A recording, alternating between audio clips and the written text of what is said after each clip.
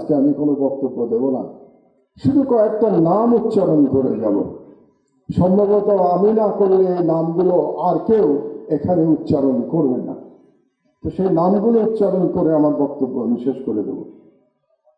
প্রথমে যে নামটি আমি উচ্চারণ করতে চাই, তিনি আমাদের গাজী ভাই, বরহুল গাজী ভাই, রুহুল আমিন গাজী।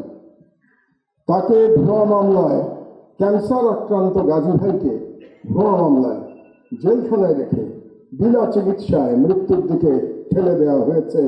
আমাদের ম্যাডামের মতো, ম্যাডামকে যেমন বিনা চিকিৎসায় ভুয়া মামলায় মৃত্যুর দিকে ঠেলে দেওয়া হয়েছিল। দুর্ভাগ্যের বিষয় হলো আজকে যারা মিডিয়ার স্টলওয়ার্টরা এখানে বসে আছেন, তারা কেউ গাজী ভাইয়ের জন্য টু শব্দ উচ্চারণ করেন নাই, এটাই বাস্তবতা।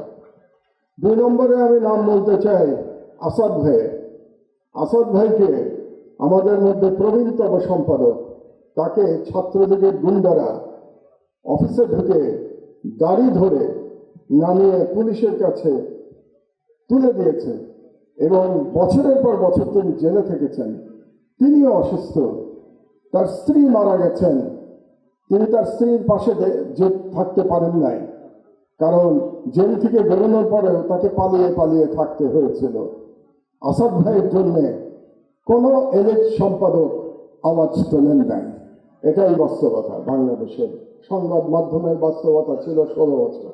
আমি নাম বলবো শফিক রহমান ভাই। শফিক ভাই আমার পাশে বসে আছেন, আমরা পাশাপাশি সেলে জেলে ছিলাম।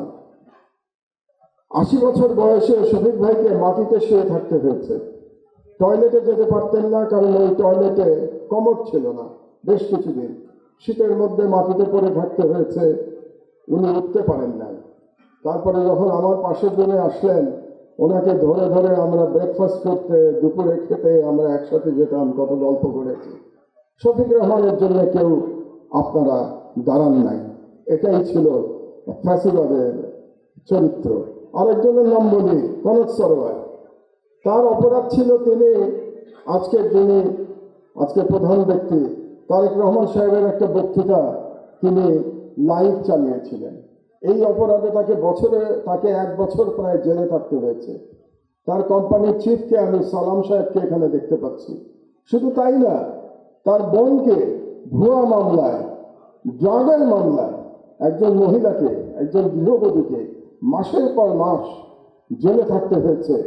সংবাদ মাধ্যমের বিবেক জাগ্রত হয় নাই, এটাই বাংলাদেশের সংবাদ মাধ্যমের ইতিহাস। তো এই নামগুলো আমি বললাম এই জন্যে, আমি শিওর আমি না বললে আজকে বুকে হাত দিয়ে প্রত্যেকে বলতে পারবেন কেউ আপনারা এদের নাম বলতেন না আজকে, এই জন্যই আমি এই নামগুলো বললাম। আর আমি জনাব তারেক রহমানকে একটা ছোট্ট পরামর্শ দিয়েই বক্তব্য শেষ করবো, 1 মিনিট।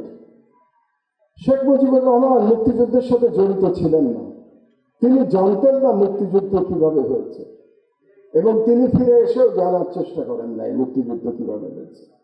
তাকে আওয়ামী লীগের লোকজন যা বলেছে এবং ভারতীয় পক্ষ যা বলেছে সেটাকেই তিনি ধরে নিয়েছিলেন, এটাই মুক্তিযুদ্ধের ইতিহাস ছিল। এই জন্যই তিনি ব্যর্থ হয়েছিলেন। জনাব তারেক রহমান, আপনি 17 বছর দেশে ছিলেন না, আপনি জানেন না এখানে কি হয়েছে। আপনার বিশিষ্ট লোকজন আপনাকে যা বলেছে এটাই আপনি শুনেছেন, এবং এখন যারা মিডিয়ার নতুন বন্ধুরা আপনাকে যেটা বলছে সেটাই আপনি শুনছেন, এবং সেটাই আপনি মনে করছেন এটাই বাংলাদেশের 17 বছরের ইতিহাস। বাংলাদেশের 17 বছরের ইতিহাস এটা না। সেই ইতিহাস আমি বর্ণনা করব ভবিষ্যতে, যদি আপনি এরকম কোনো অনুষ্ঠানের আয়োজন করেন এবং সেই অনুষ্ঠানে আমাকে 15 মিনিট সময় দেন, তাহলে বাংলাদেশের মিডিয়ার ইতিহাস, 50 বছরের ইতিহাস আমি বর্ণনা করব।